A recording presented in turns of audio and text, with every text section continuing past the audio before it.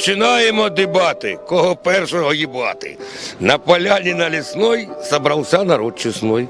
Жили-были ложки-плошки, мандавошки, лев гремучая змея, в общем, было дохуя. На стене висит объява, срать не меньше килограмма. Кто насрет 4 тонны, тот получит премию. Вот поднялся лев могучий и насрал 4 кучи. Вот поднялся слон Гондон и насрал 15 тонн.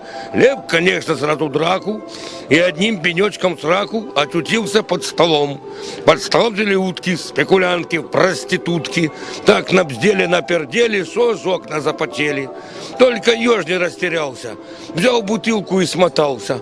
Только выпрыгнул в окно, сразу ёбнулся в говно. А лиса кричит догонку: сука, спиздил самогонку. Тут пошла хуйня такая. Задушили попугая, а бесстыжая горилла на комоде хуй дрочила. И спускала малафью на голову соловью. Соловей терпел, крепился, вынул хуй и застрелился. А бесстыжий дикобраз пернул так, что свет погас. Свет, конечно, починили, и ему пизды вделили.